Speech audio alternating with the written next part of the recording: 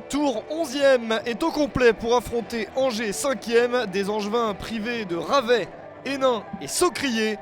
Angers qui va mieux, 5e meilleure équipe du championnat à l'extérieur, déjà 4 victoires loin de leur base pour les Angevins. Et sur 2 victoires consécutives sur les derniers matchs, les Angevins se sont replacés et pourquoi pas monter sur le podium rapidement. Les Tourangeaux à la maison sont les premiers à prendre l'initiative, mais les Angevins contre-attaquent et le premier but du match marqué par Claudiu Kesserou, 16e minute.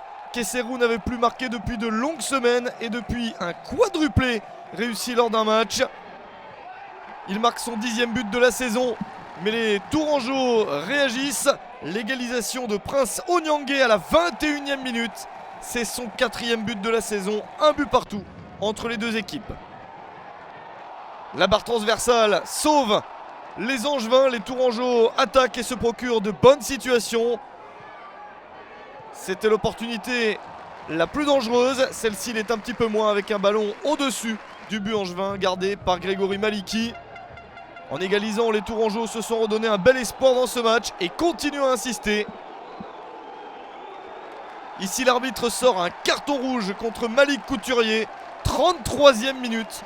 Angers se retrouve réduit à 10, une infériorité numérique pendant 1 heure dans le match qui va peut-être peser lourd. L'arbitre du match, Dominique Julien, n'a pas hésité. Et Tours voit ses chances de gagner le match se renforcer nettement. S'ensuit une contestation et au bord du terrain c'est très chaud, Malik Couturier qui finit par regagner le vestiaire. Absolument pas d'accord avec l'arbitre.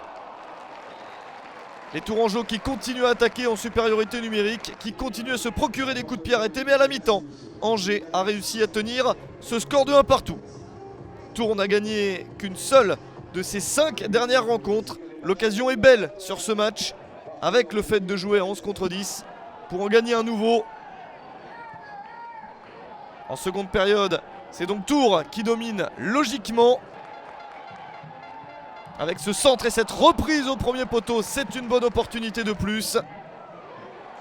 Mais les Angevins réussissent tout de même à se procurer des occasions, même à 10. Ils ont retrouvé de la confiance sur ces derniers matchs. Nouvelle occasion énorme pour Angers. Des Angevins qui continuent à avoir de bons ballons, et notamment celui-ci, et ça passe juste à côté après la bévue du gardien de Tours. Des Angevins qui se sentent pousser des ailes, même à 10, et qui réussissent à marquer ce but, c'est logique. Ils ont été la meilleure équipe sur le terrain en seconde période à la surprise générale. Tours n'a pas réussi à exploiter sa supériorité numérique et c'est Pierre-Étienne Lemaire dans les arrêts de jeu du match qui vient inscrire son premier but de la saison et le but du 2-1. Une parade formidable de Grégory Maliki sauve ensuite Angers.